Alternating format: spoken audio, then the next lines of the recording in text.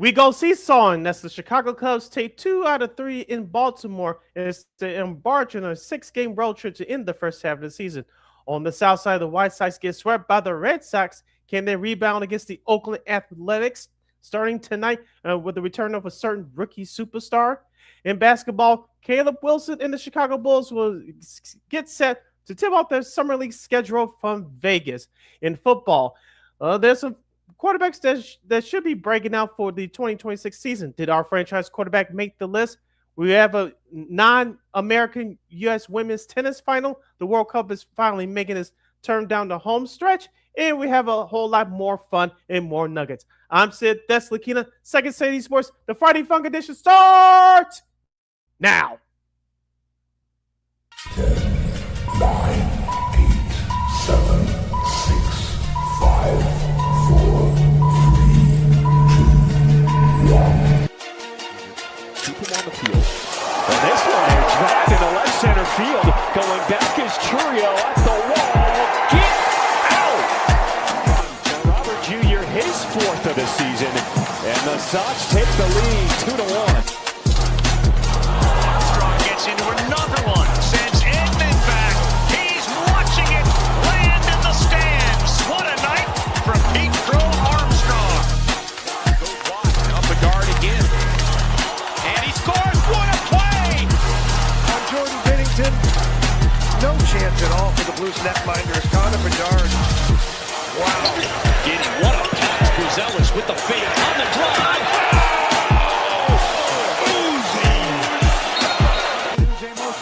They're blitzing. It's picked up. Caleb throws. Middle of the field. Loveland catch. Breaks away the 30. Loveland 20. Loveland 10. Loveland end zone. Touchdown Bears.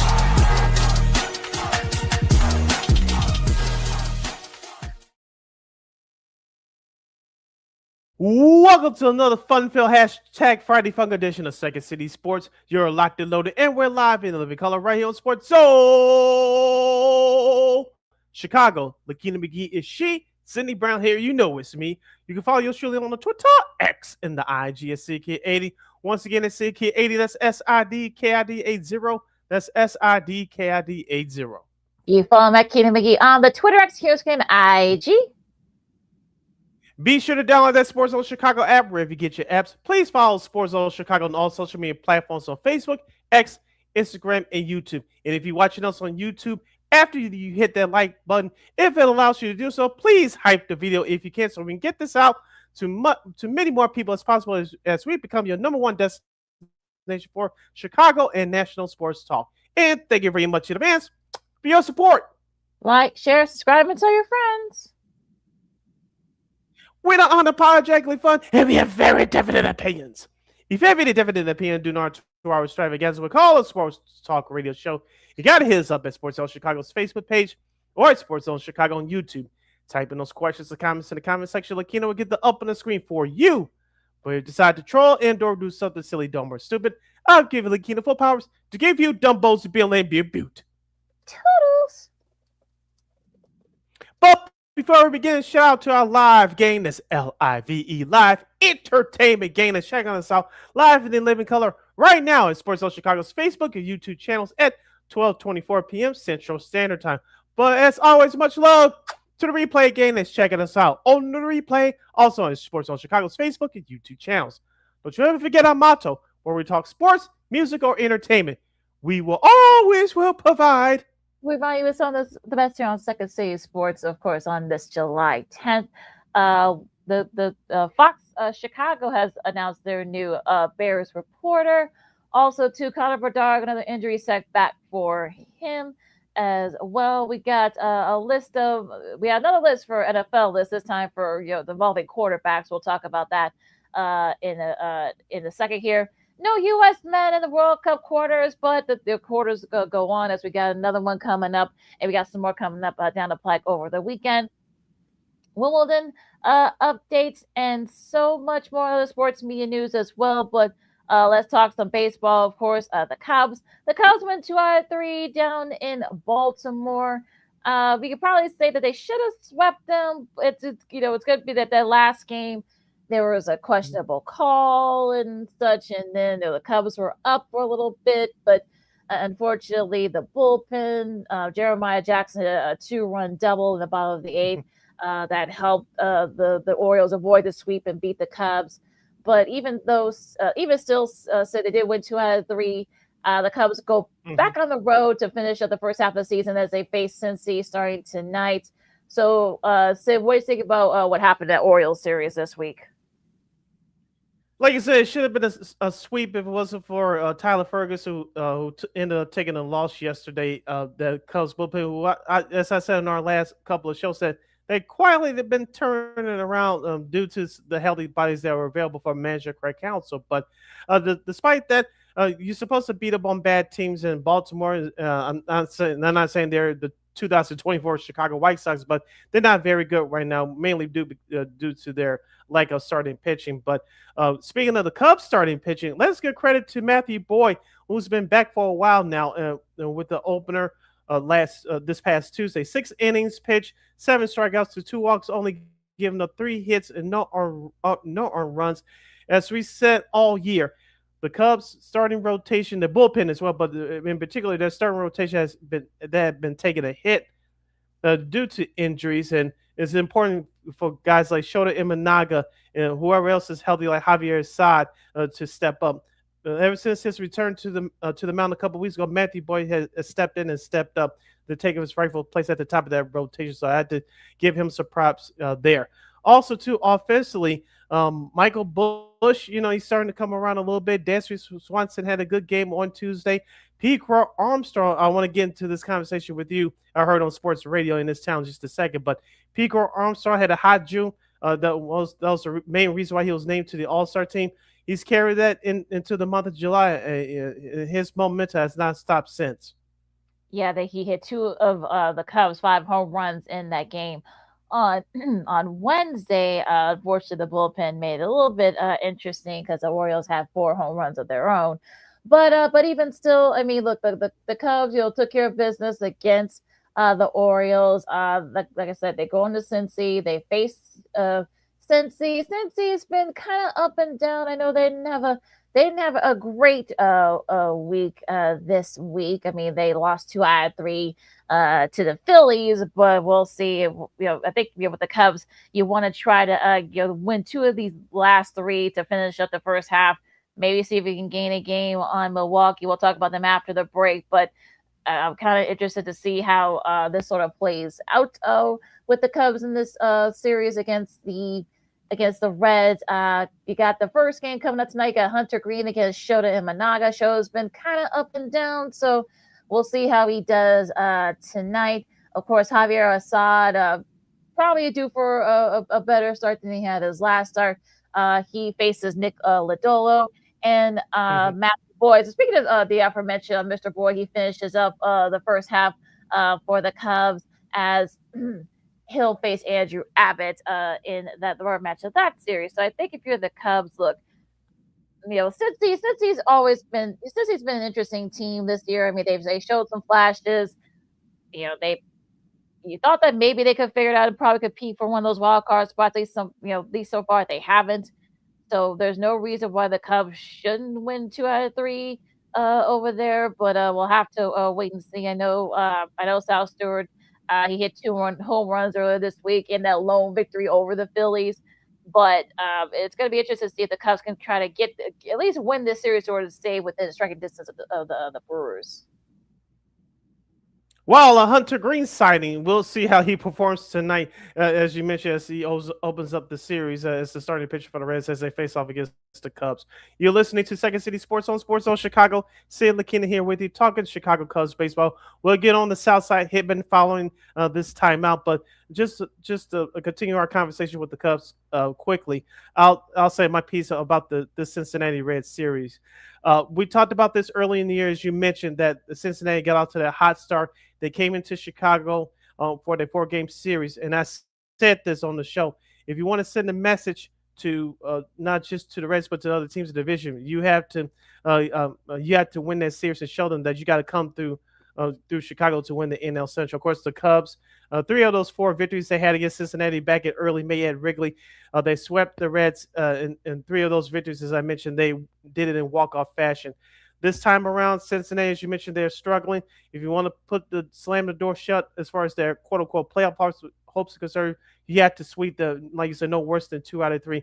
Whether both these teams have been bad or the Cubs have been good throughout, at least throughout the last decade, because they're the division opponent, the Reds always play the Cubs tough. So it's not going to be an easy series, but the Cubs offense has gotten together over the last few weeks. They should be able to do well against Cincinnati, but like you said, this is why we play the games, and we'll see what happens. But I want to get into this conversation real quick with you before we break for the bottom of the hour. I was listening to a certain morning show, the radio flagship station of the Cubs, and this host was talking about PCA having a Pete Armstrong having a realistic shot to overtake Shohei Ohtani for a National League MVP. Now, if this was a conversation last year, I could have rocked with it because we jumped on board last year because PCA had a first half out of his mind. But this year, LaKeena, he's been having a good month of June. He had a great month of June. He's carried it over to July. But are you going to sit there and tell me that's really enough, a month and a half of baseball to overtake a perennial NL MVP candidate all year?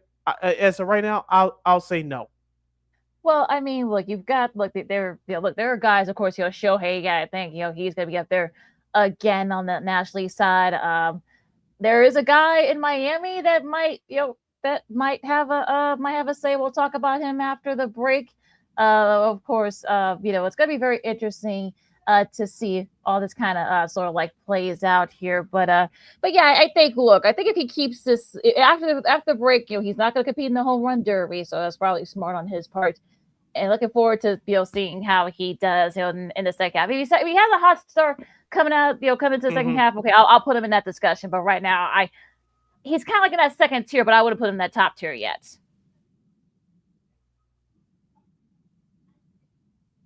And let's not forget, you have Kyle Schwarber of the Philadelphia Phillies as well.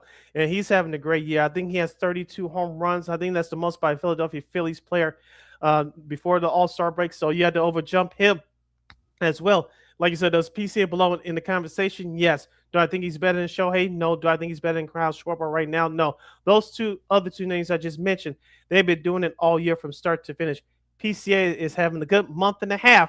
But like you said, if he can keep it going, I think that conversation can be real. But I think as sometimes us as sports fans and pundits, we like to jump on things just a little bit too quickly, think that it's all going to work out. Like, let's give us the time to see how this plays out.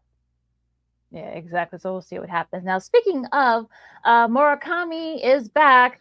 Hopefully, he can spark the White Sox as it got swept by the Red Sox. We'll see if he can kind of give them that little jolt that they need. And also, too, of course, Zach Wheeler, who I've been lobbying, him and Davis Martin both, but we'll talk about him in a second. But yeah, speaking of Cincy, Wheeler, let's just say he was a little bit irked by, and he even admitted himself was a little bit irked by not getting into the All-Star team. We'll talk about that. Also, too, we got a new leader in the AL West, but look, this thing's been seesawing back and forth, so we'll have all that and so much more. LaKeena McGee, Sidney Brown, Second Seed Sports Zone Chicago. More Diamond Talk coming up right after this.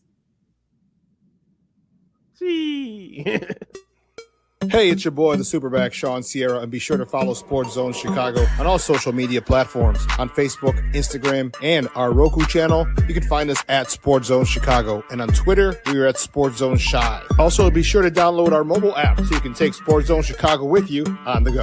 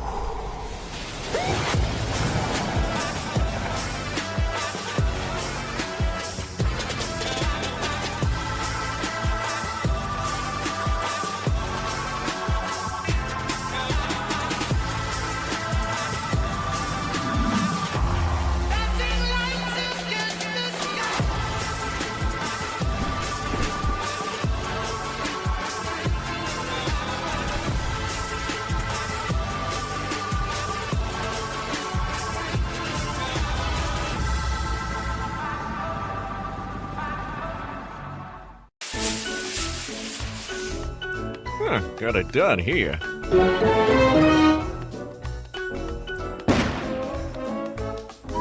Ouch! And we're gonna make sure you lit this time. Ouch!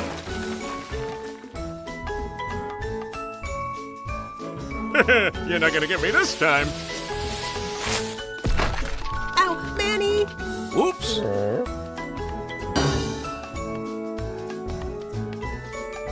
Let's try an easy one.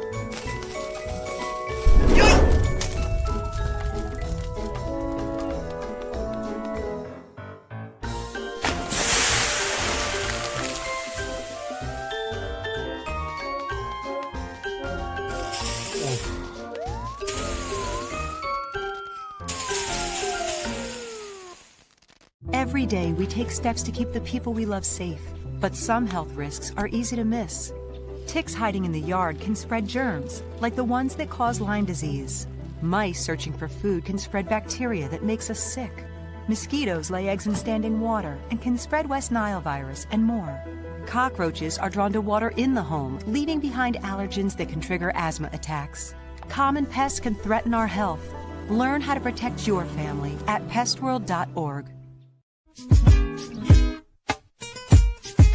Hey, this is Corey McGetty, and I listen to Sean and Maya on the morning show.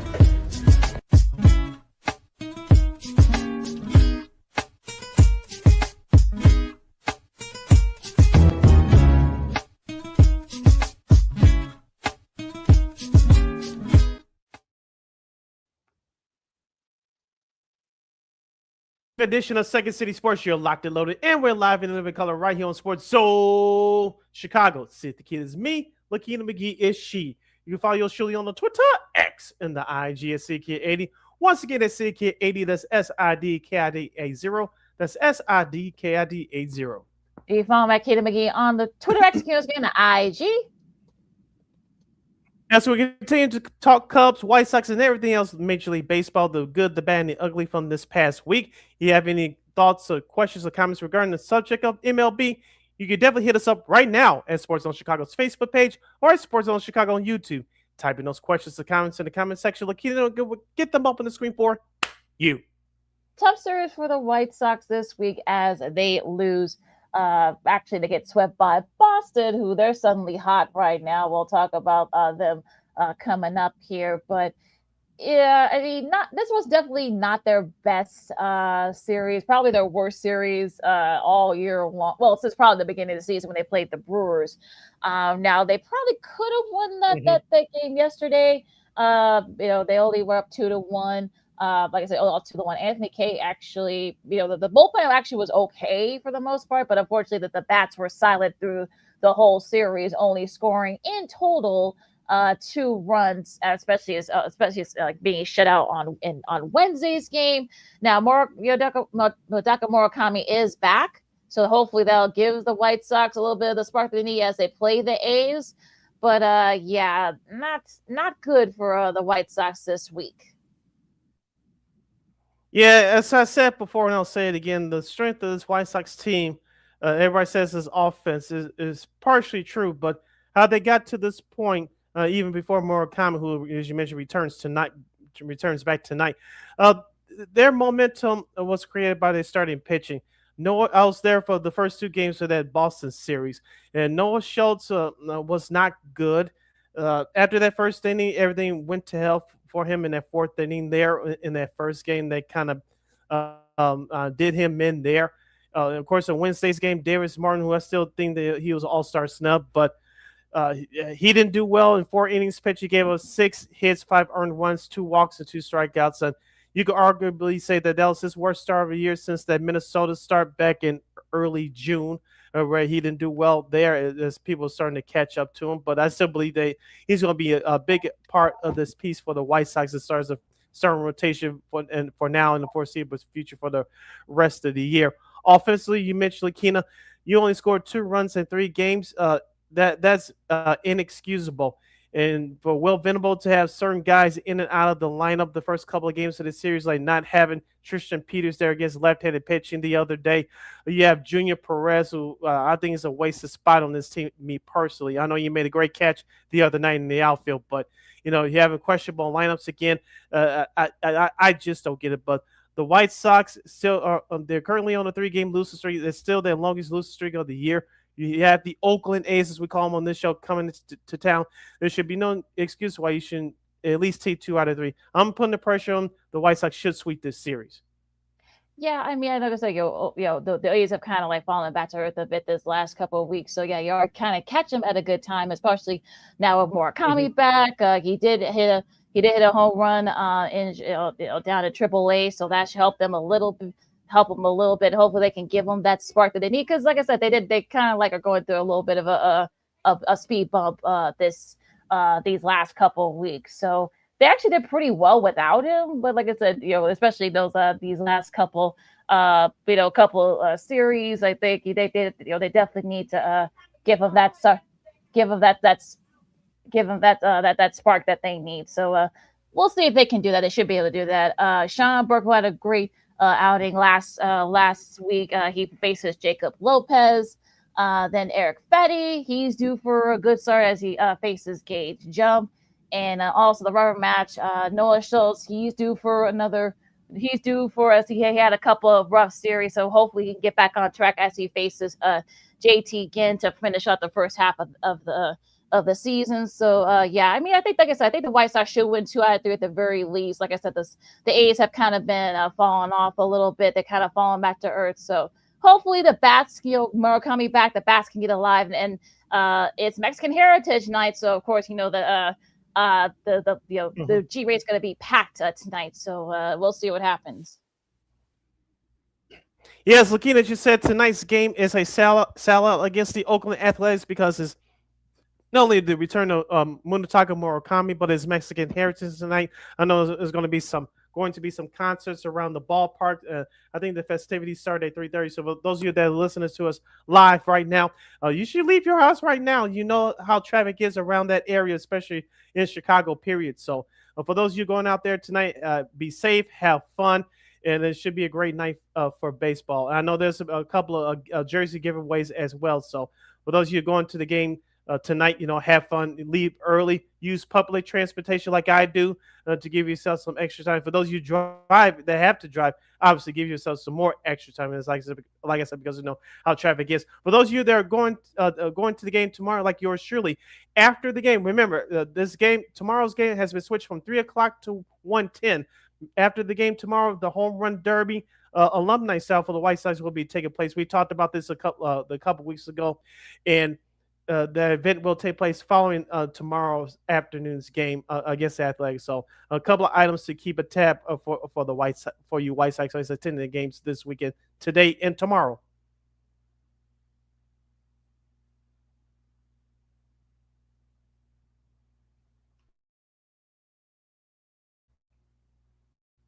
You're listening to Second City Sports on Chicago. Go over to the Diamond. Staying with the American League Central, the Cleveland Guardians and the Minnesota Twins had an interesting series earlier this week. The Cleveland Guardians avoided being swept yesterday. They defeated the Twins by the score of 5-2. Rookie right fielder Chase DeLauder had the go-ahead home run in the late stages of the game yesterday.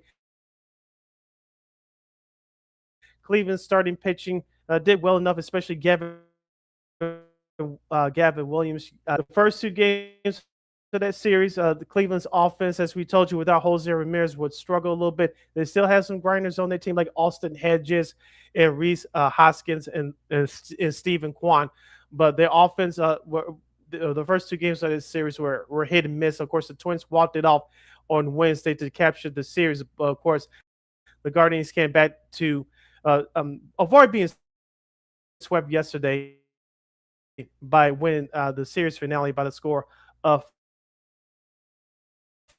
5-2 to keep in pace in first place tie with the Central, staying in the American League Series. The Oakland A's, as we call them, in the score or 4-1. Farmer Valdez, who was picked up in the off season, about just one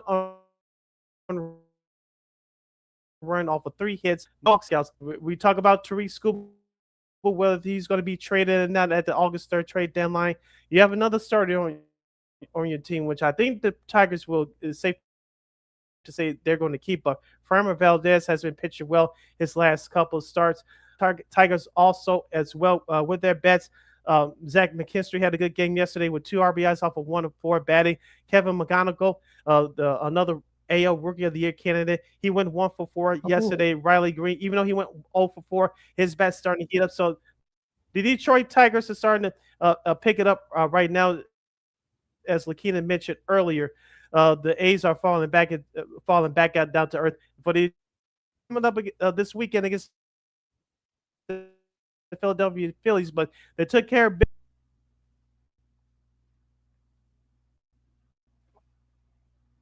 Yeah, I think considering the fact that how far Detroit was earlier this year with all the injuries and stuff, Skubal got hurt, Baez got hurt, a couple other guys got hurt. Now some of those guys are still out, but like you just mentioned, they've been stepping up, and like I said, they were able to sweep the A's. Now Minnesota is a very intriguing team, I want to say. They won 2 out of 3 against Cleveland. And look, I know Byron Bucks is now on the IL, but look, Gavin Williams, you could probably say he's probably in that second tier of AL Cy Young. He threw 7 solid innings as 3 Guardians, hit home runs as they were able to take that series. That's Cleveland, but the Twins, like I said, Buxton is out. Look, I know Alan Roden hit that game-winning RBI for Minnesota. Look, I know Taj Bradley had a nice outing as well for the Twins. So I'm kind of looking forward to seeing how the Twins do. I mean, look, I know the ownership's kind of in flux right now, so they probably won't make any moves. But look, they're only 2 back as we're recording this, so we'll see what they do this weekend as they face the Angels and finish up the first half.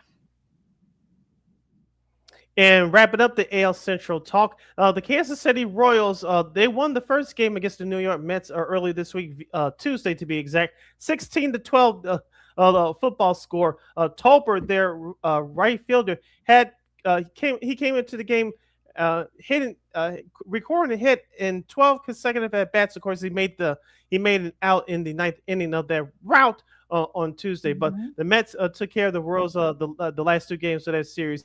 7-3 yesterday, and of course 6-2 on Tuesday. Of course, I think we talked about this on the show on Monday. LaKeena, Michael Wacha and Seth Lugo. According to the reports, the Royals for numbers, they're saying right now they're not trading either one of them. We know double speak when we hear until they find a better deal that they like. They're not going anywhere. So we know Kansas City is terrible. They've been going through injuries as well, but the Mets take care of them earlier this week in the Big Apple. Yeah, so the Central's getting a little tight. We'll talk about another division in the AL that's getting tight. But Gil, let's get this out the way. The Yankees, they lose. They split their series with the Rays, so they're back to where they started. They're still 4 back, but it looks like Aaron Judge is going to be out till after the All-Star break. They really need him back. They need to get some pitching. That's really been the killer for them. Caminero for the Rays, he had a couple of big hits in those wins in that 4-gamer against the Yankees. So this is going to be an interesting division, and like I said, the Yankees really need Judge back, and a few other guys as well. Yeah, and also with Judge hopefully coming back after the All-Star break. I know we saw him in the dugout celebrating with his teammates yesterday as you mentioned, they split the series with the Rays, winning the series finale 12-4. Trent Gersha, as we talked about the last few weeks on the show, he's been injured off and on. He's been back for a couple of weeks. He had a great game yesterday, scoring 2 runs off of 2 for 5 hitting performance. He scored it. He had an RBI as well. Ben Rice, as I've been talking about off and on all year, he's that dude at first base for the Bronx Bombers. He went 2 for 4 with 3 runs scored and 5 RBI and 2 home runs. So that young guy has a big stick, hitting from the left side of the plate. Also, Chas Chisholm Jr. He went 0 for 3, but he did collect an RBI. So the Yankees, they're a much better offensive team as we talked about all year long with Judge in that lineup. Without him in that lineup, they're slightly above average. But with Judge back, hopefully with Judge return to the lineup soon after the All-Star break, this Yankees team is going to become a much better team. Now, as you mentioned, they need pitching. They could definitely use another starter, but they definitely need bullpen help, especially with that middle relief, in my opinion.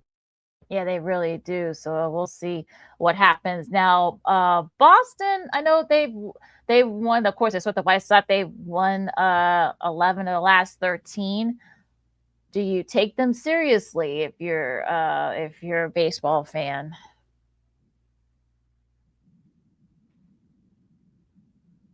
I'm guessing not. Sorry, I didn't catch that last part.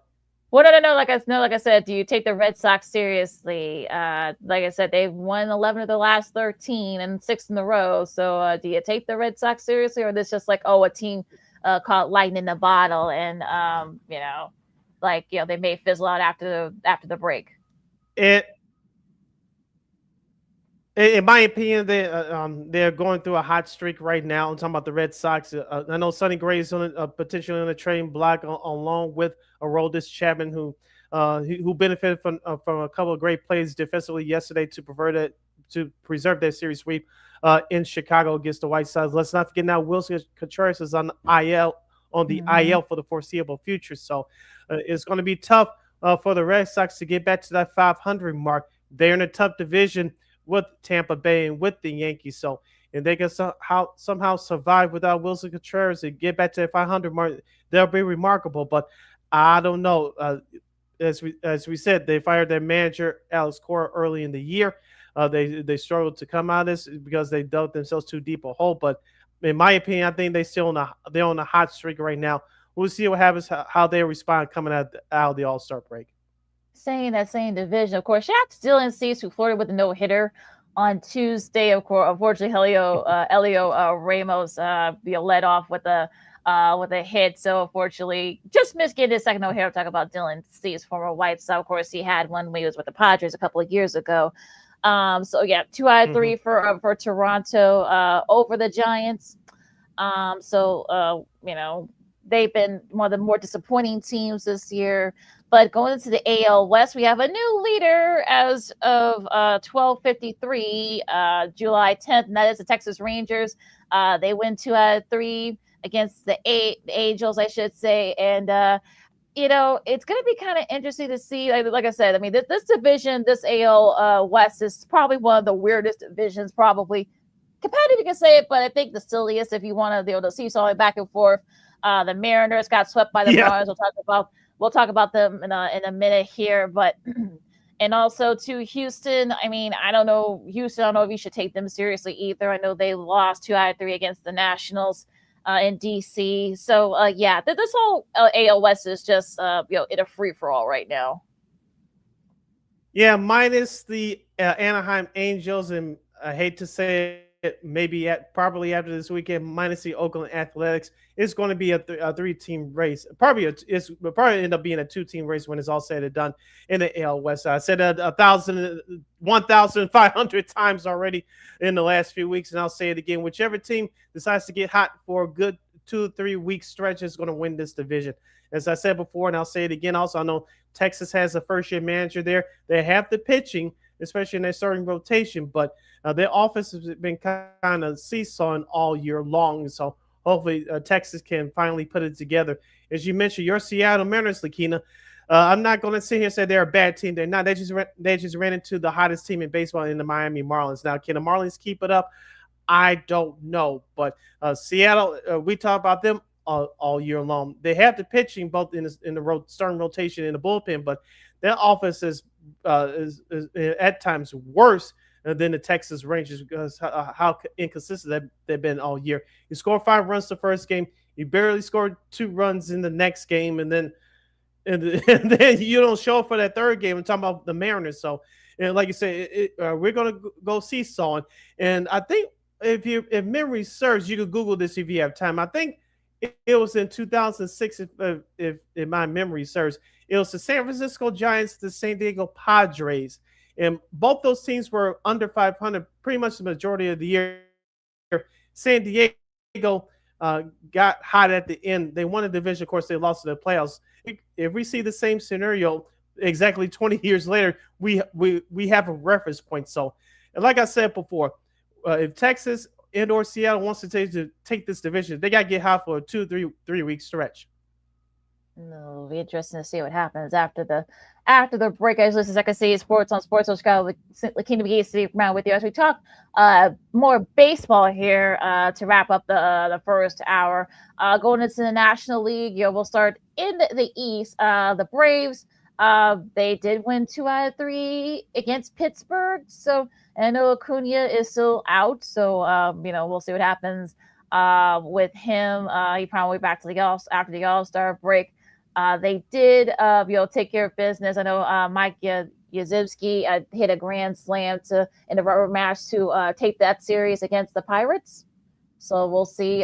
Philadelphia, they also took care of business. We talked about it earlier, beating Cincy. And needless to say, Zach Wheeler was not very happy not being named in the All-Star game. So, he took it out on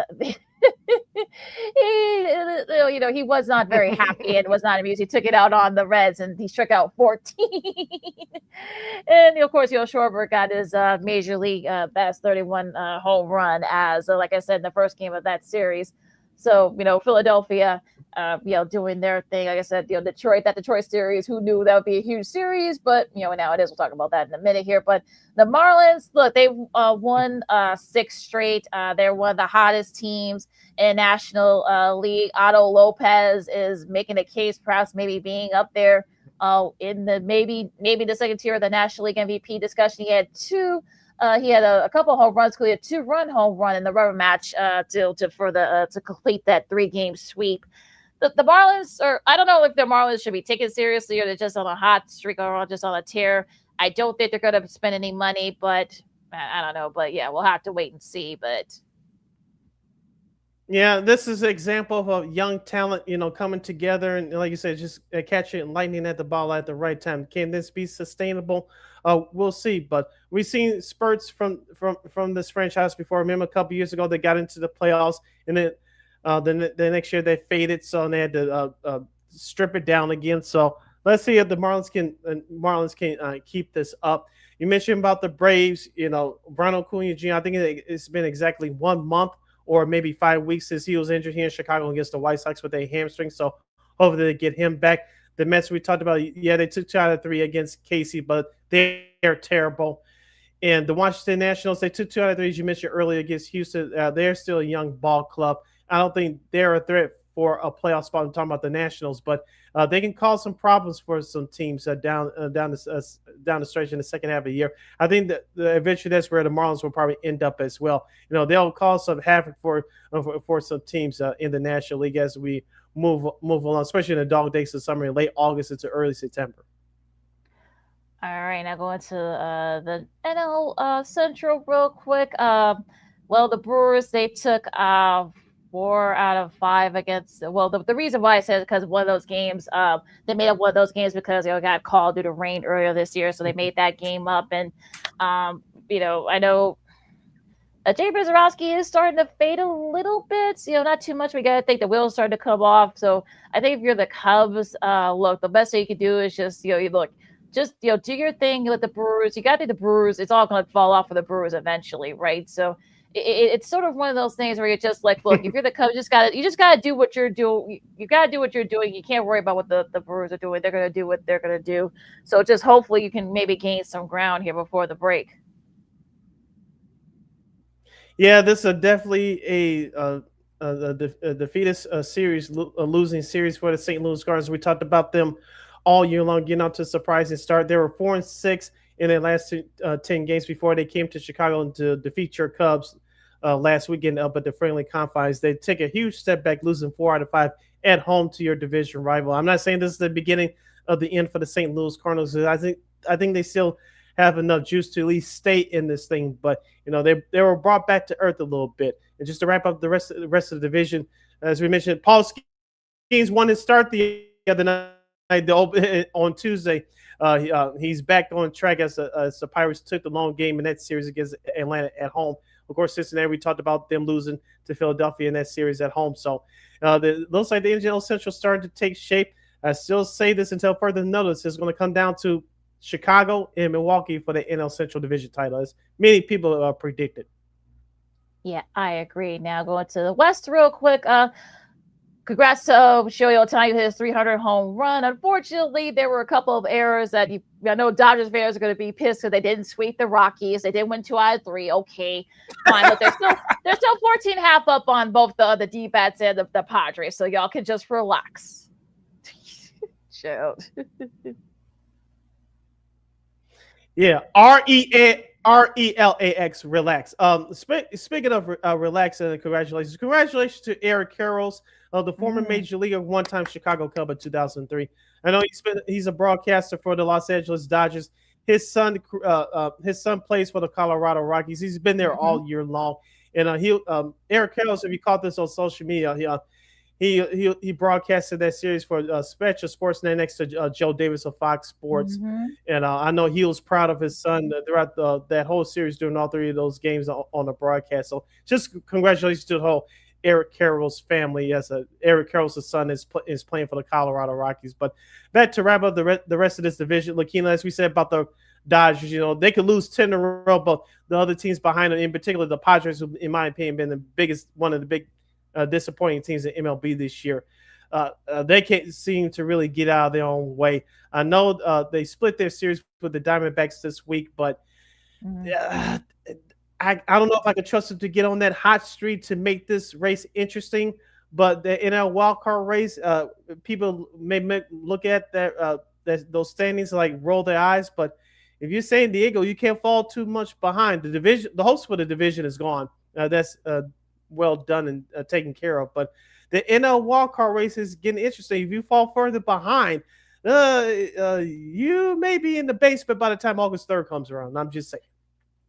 That could happen between now and the trade deadline. So we'll have to look and see if the Padres can get something going there. So we'll see what happens. Now go into the schedule as we wrap up. Not only that first hour, but the first half of the baseball season. Milwaukee and Pittsburgh, they kick off their series.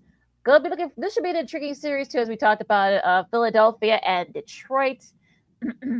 We've got the Yankees, who are hoping to kind of get out of their little funk as they face Washington, Kansas City against Baltimore, the Cubs and the Reds. We talked about that earlier.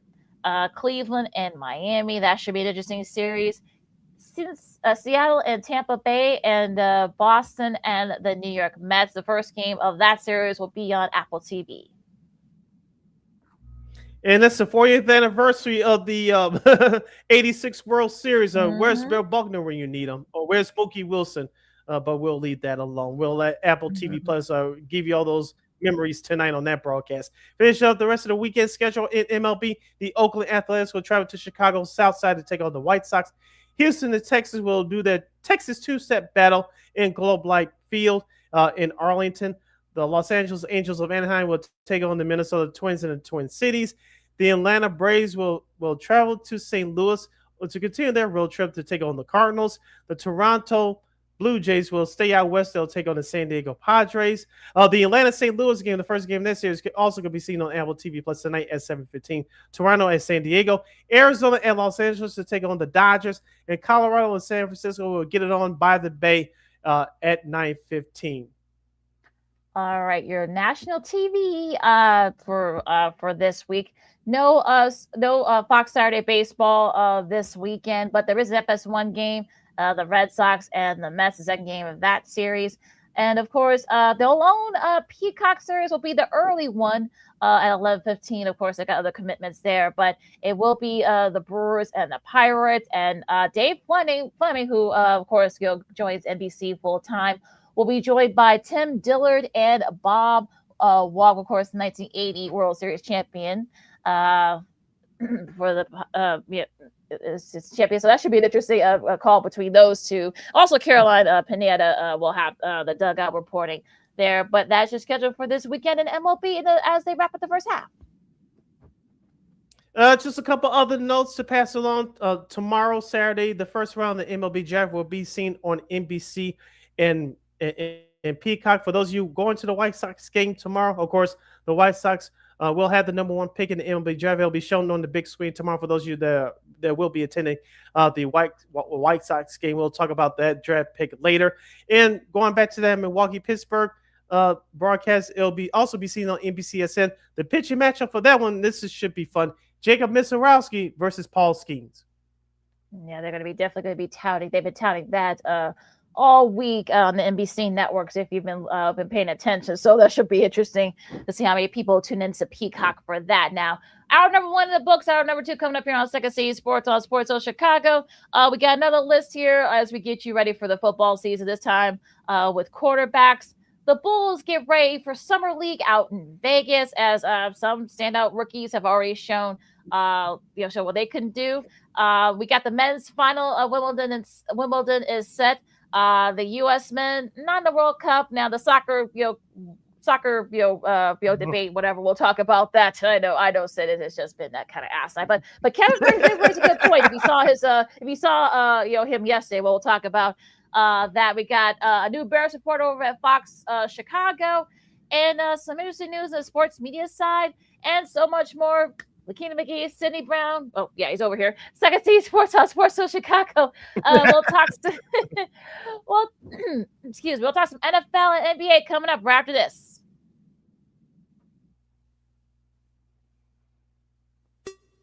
Hey, it's your boy, the Superback, Sean Sierra, and be sure to follow Sports Zone Chicago on all social media platforms on Facebook, Instagram, and our Roku channel. You can find us at Sports Zone Chicago, and on Twitter, we are at Sports Zone Shy. Also, be sure to download our mobile app so you can take Sports Zone Chicago with you on the go.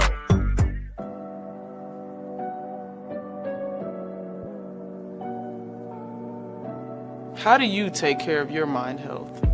For my mental health, I meditate in the mornings. I have my dogs. They're the best. I just find ways that help me just relax. Finding things that make me happy, like being close to my family. I meditate a lot and read books. I have hobbies outside of the game. I'm able to switch off. I'm able to turn my brain off from the game of basketball. Your mind health matters. Your mind health matters.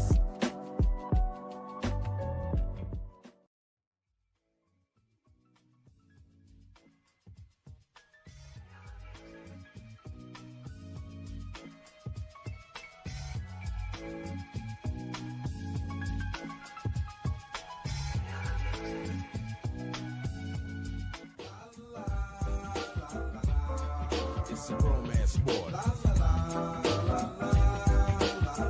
What? It's a romance sport like that. Your Marine Corps' way of life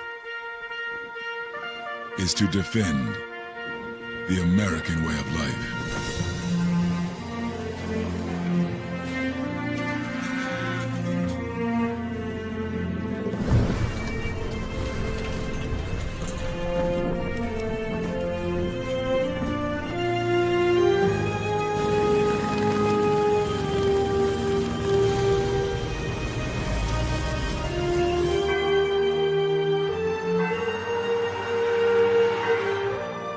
Every day,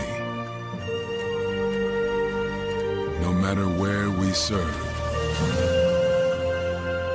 we take a stand for our nation, for each other, for us all. The few, the proud, the Marines.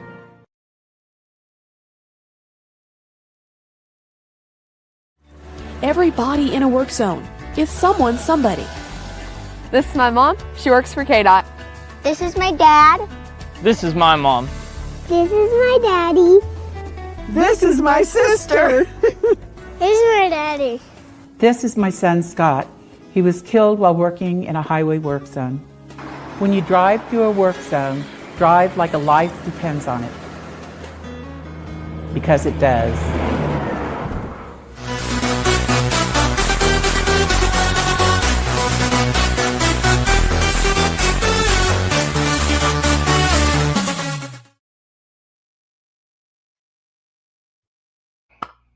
Welcome back to hour number 2 of the hashtag Friday Fun edition of Second City Sports. You're locked and loaded, and we're live in living color right here on Sports Zone Chicago. Sid the Kid is me. LaKeena McGee is she. You can follow yours truly on the Twitter X in the IG is SidKid80. Once again, it's SidKid80. That's SIDKID80. That's SIDKID80.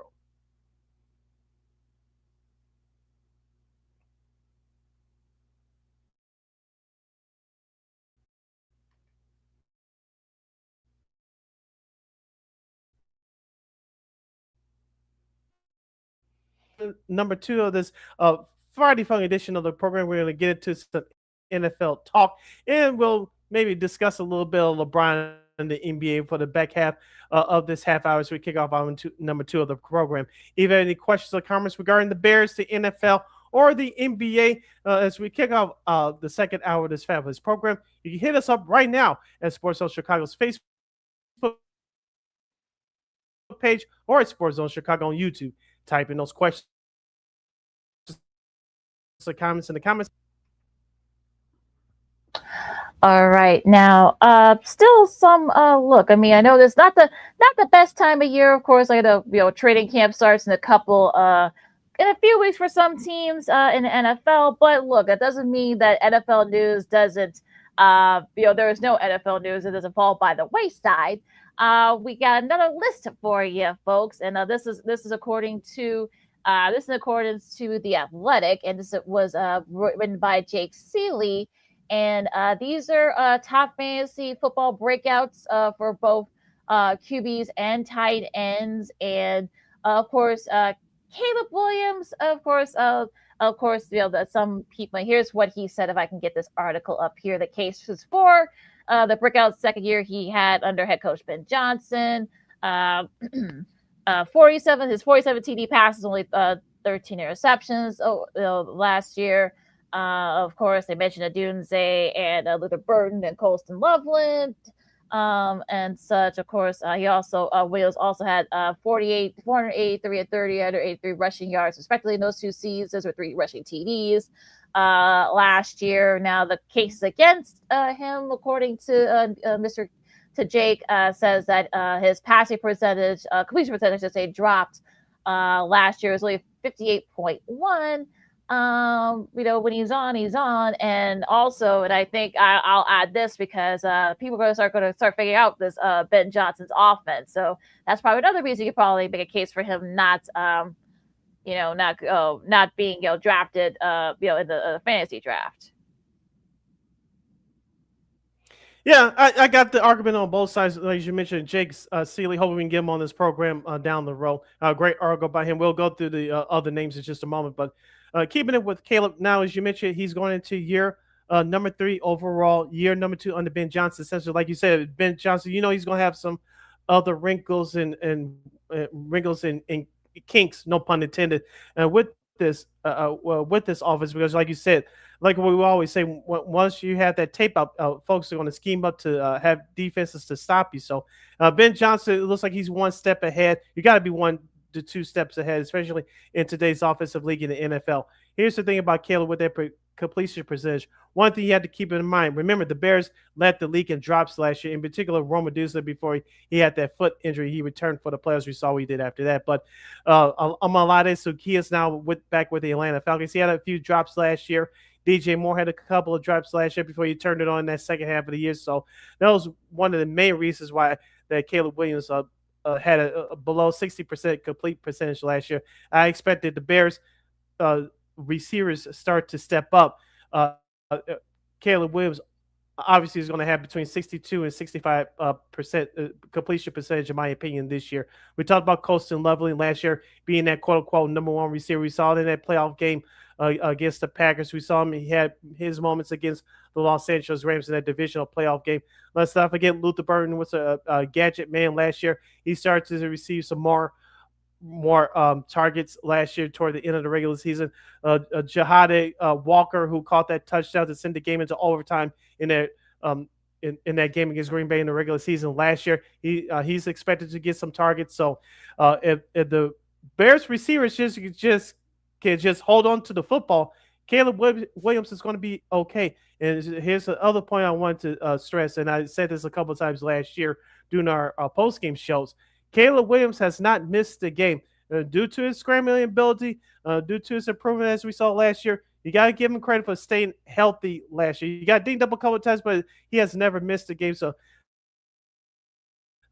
this young man wants to learn. He likes being coached. He loves Ben Johnson. He likes being challenged. I think if he stays healthy along with the offensive line, it's going to be a reshuffle here a little bit. I expect big numbers for Caleb Williams going to year 3 of his career, and he'll probably end up passing for 4,000 yards finally. Yeah, I'm not going to go that far just yet because, like I said earlier, there's now tape of this Ben Johnson offense. You got to think, defense is going to be more prepared. Now, yes, he can improvise and such, but I think they're going to try to discourage him from having to do that. And he didn't have to do that a lot last. He did that probably more than he did last year, and the O-line was a lot better. Now, you're risking yourselves a lot with that, so a lot of freaky things can happen. So, yeah, I think he'll have a good year, but look, you're going to be facing a tougher schedule with better defenses.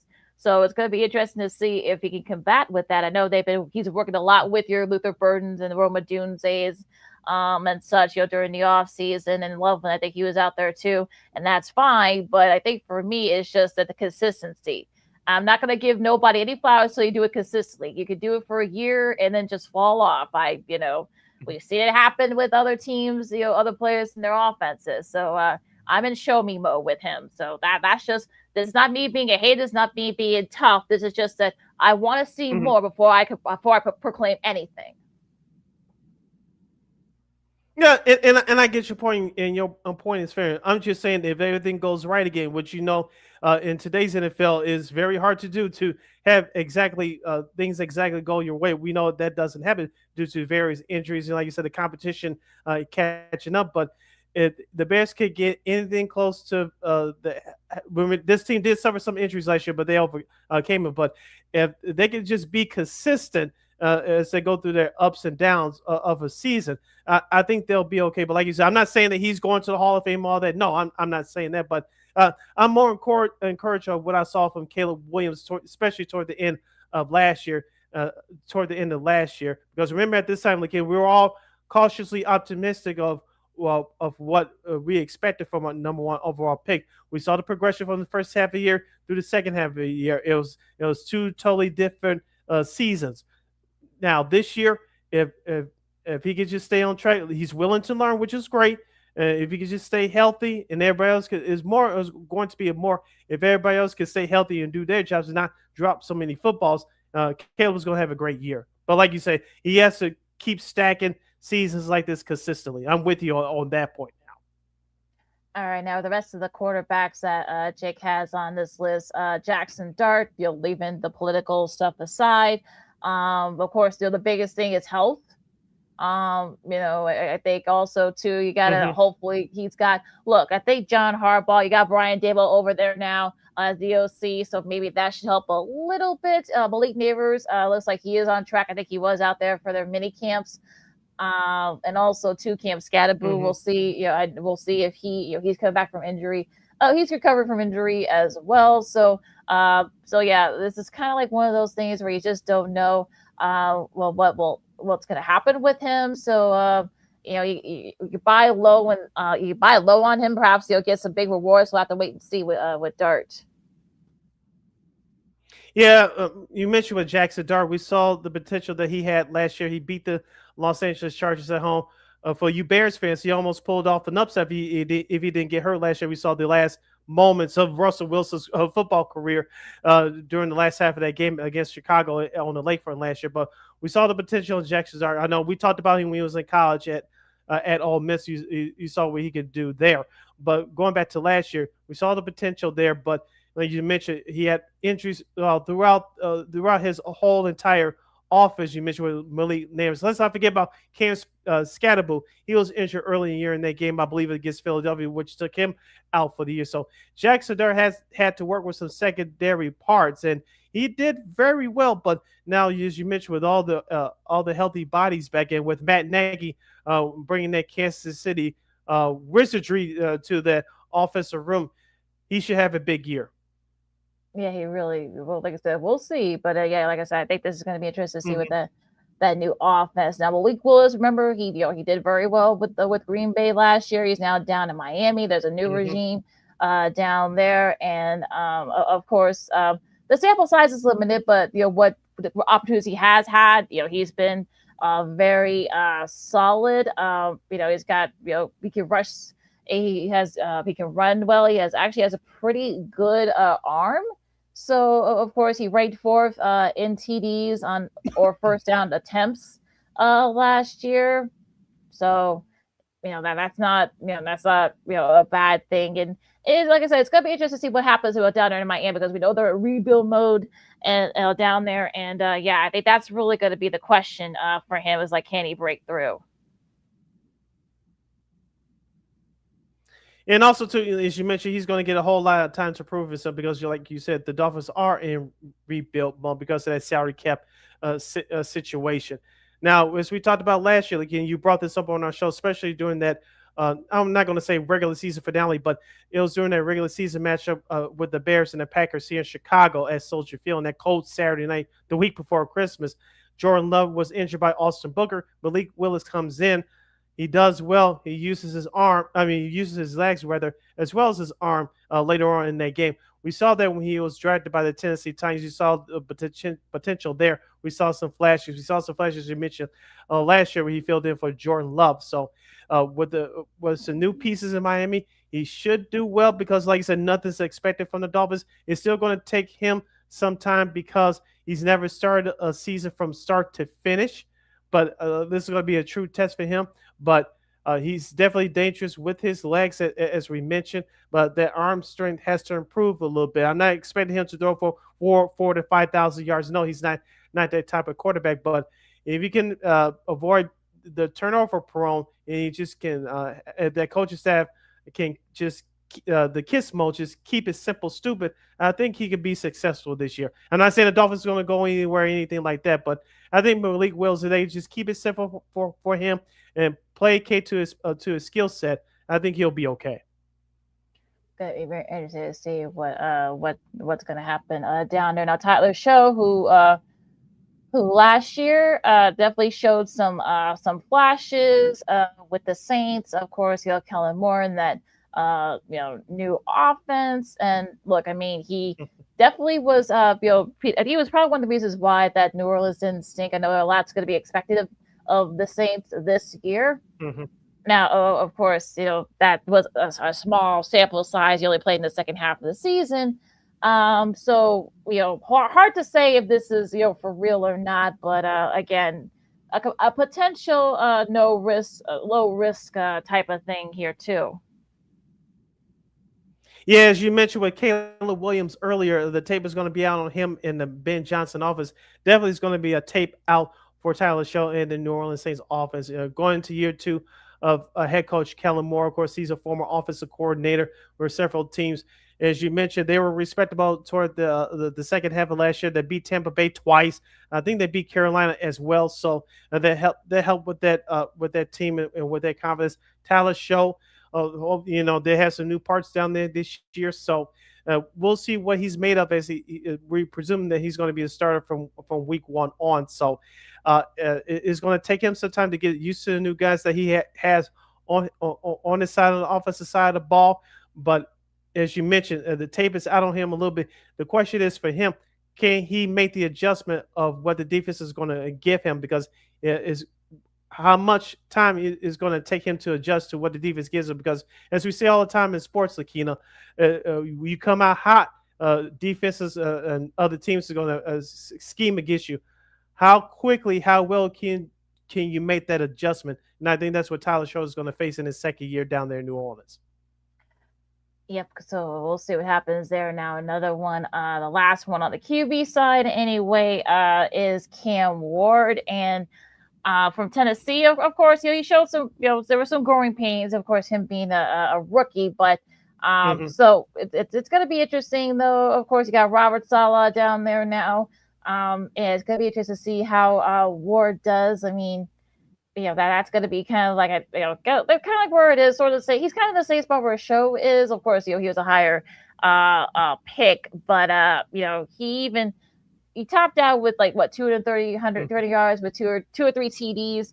Not a good completion percentage or yards percentage, only 6.6 or something like that. So that part of it's going to be interesting to see how he does with that one.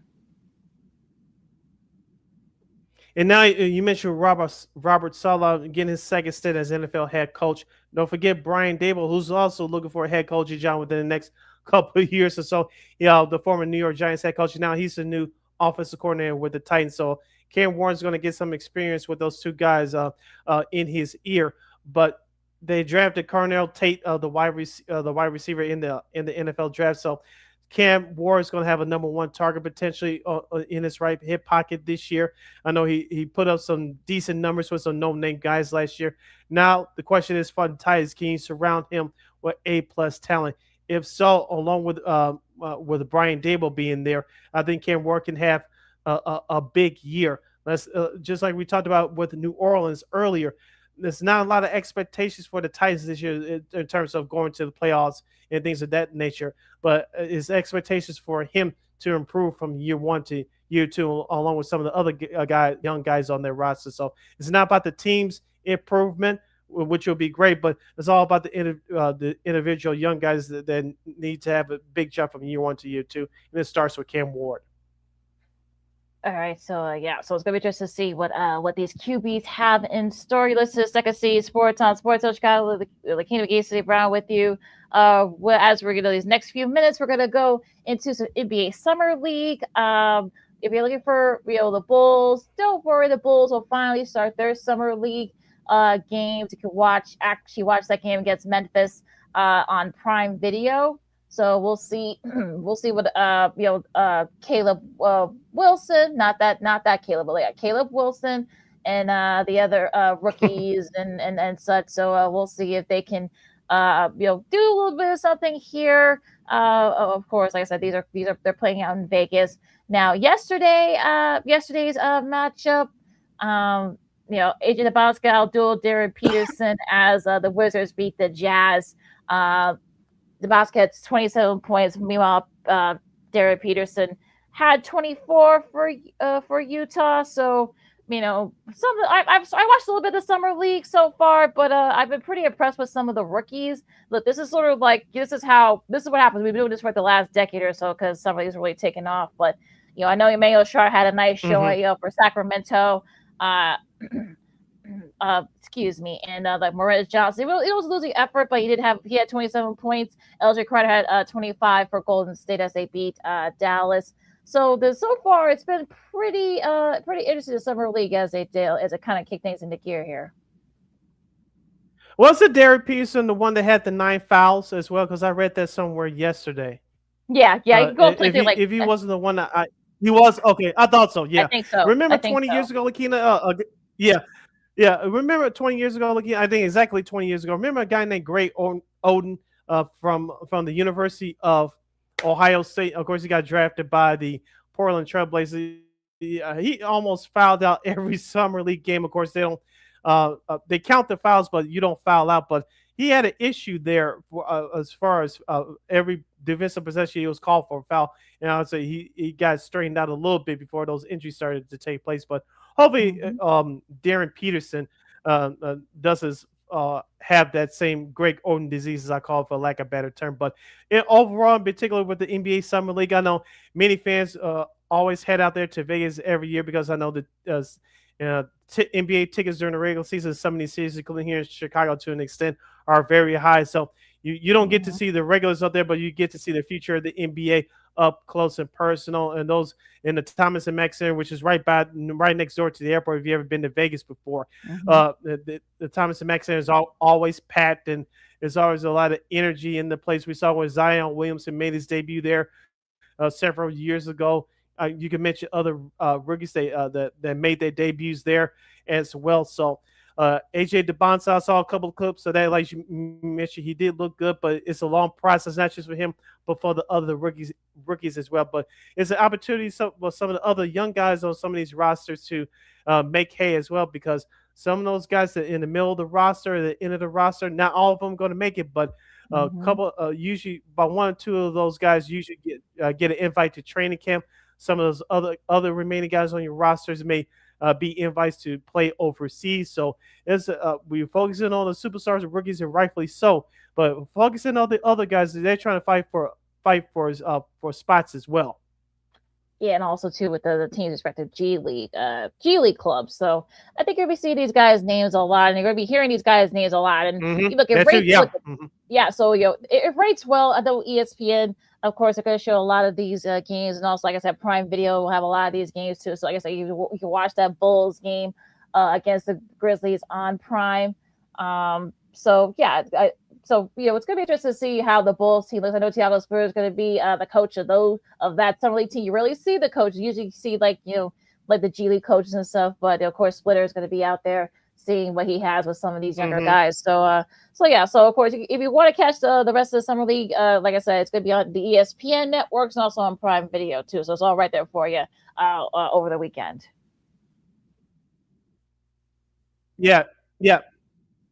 Yeah, great decision by the Bulls organization to send Thiago Splitter out there so he can start implementing his system to the young guys and get them a head start on what he expects from them when training camp starts in late September, early October.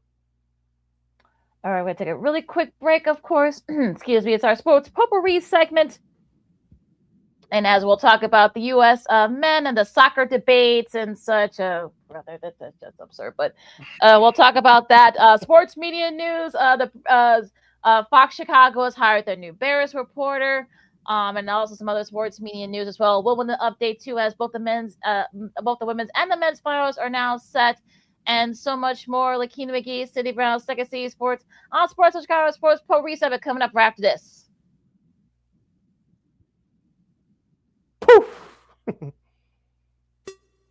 Hey, it's your boy, the Superback, Sean Sierra, and be sure to follow Sports Zone Chicago on all social media platforms on Facebook, Instagram, and our Roku channel. You can find us at Sports Zone Chicago, and on Twitter, we are at Sports Zone Shy. Also, be sure to download our mobile app so you can take Sports Zone Chicago with you on the go.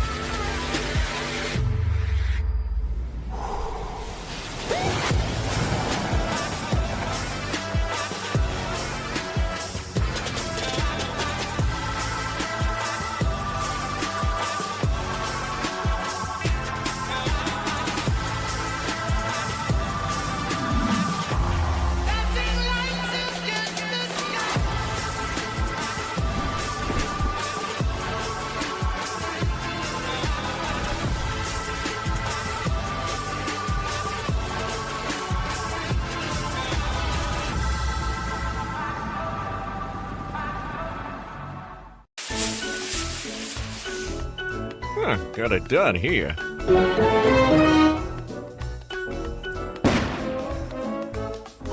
Ouch!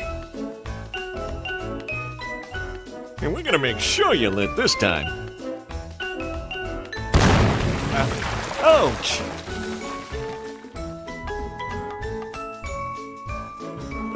You're not gonna get me this time. Ow, Manny! Whoops!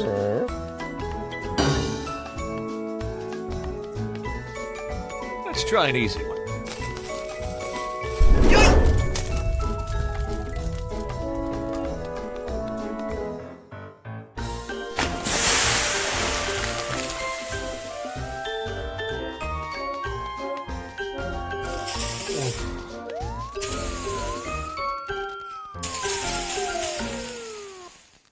Every day, we take steps to keep the people we love safe, but some health risks are easy to miss. Ticks hiding in the yard can spread germs, like the ones that cause Lyme disease. Mice searching for food can spread bacteria that makes us sick. Mosquitoes lay eggs in standing water and can spread West Nile virus and more. Cockroaches are drawn to water in the home, leaving behind allergens that can trigger asthma attacks. Common pests can threaten our health. Learn how to protect your family at pestworld.org. Hey, this is Corey Maggette, and I listen to Sean and Maya on the morning show.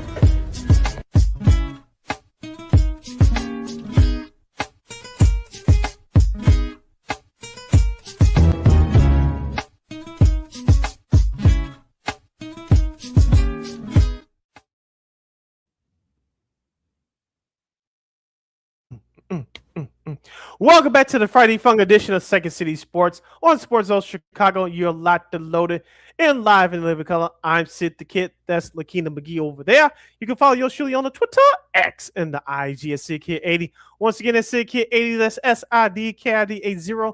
That's SIDKID80. You can follow LaKeena McGee on the Twitter, X, and the IG. This is our last break of the show for today and for the weekend. This is our sports potpourri segment. So, if you have any questions or comments on any of the topics we've discussed thus far on today's show, you better hit us up not now, or right now at Sports Zone Chicago's Facebook page or at Sports Zone Chicago on YouTube. Type in those questions or comments in the comment section. LaKeena will get the up on the screen for. Sorry, you. There we go. Take two. Now, World Cup update, of course. We'll do this real quick. Earlier this week, Belgium took care of the United States 4-1 up in Seattle. It seems like you know what though? Look, I warned you this because like I said, Belgium's one of the top teams. They're the top 10 in the world rankings, and I know they felt that they had a chip on their shoulder after all the hoopla and all the stuff that went on. I won't get into that whole thing, But what's going on afterwards? It seems like people have been having this conversation for the last 30 years, over 30 years, and frankly, I'm tired of it. Look, I know some people want to say that, oh, well, what's it going to take for the U.S. to be up there on the men's side anyway? Because we know the women don't really have that issue, but on the men's side, well, and I think Kevin Frazier, shout out to him. I know he's making the rounds, of course. I forgot what podcast he was on, but I'll have to look it up real quick. But yeah, he kind of said it best yesterday. I mean. And I think it's a lot. I think it's not just one issue, but it's all different issues. Like I say, specialization. Of course, I think people, these kids, parents want their kids to only play one sport. Also, soccer is very expensive. You got the travel leagues, you got to pay fees, you got to pay like equipment and such, and that can run a whole lot of money. And so I don't want to miss like what Kevin Frazier, of course, irritated tonight, longtime anchor. One of the main anchors there, and also like Michelle Turner as well as his co-host. They both cover sports, and I know Kevin said that he has his 9-year-old son is in soccer leagues down in SoCal, and he says that wait a second. I mean, if you're not gonna get like some of the best players to not have access to the sport, that's a problem. And look, I remember when Alexa Lawless played and Kobe Jones, Eric Winalda, and that group, it was very limited. And if you're lucky, you saw like I said, Kobe Jones, Uri Stewart, but you could those maybe like only like two like brothers, and they're maybe like a Hispanic. Now you get a lot of these, Black and Hispanic players. A lot of them are going to different countries to train because of the fact that there's just better opportunities for them. And I think it's a little more complicated than just one thing. But that's just my opinion. Yeah. Yeah, to the actual game on Monday, we did say that it was going to be pressure on the United States because they're playing on home turf. You're in Seattle. Everybody, the 99.9% of that crowd was a U.S. crowd. But when Belgium took that lead 1-0, I said I wasn't shocked by that. But the U.S.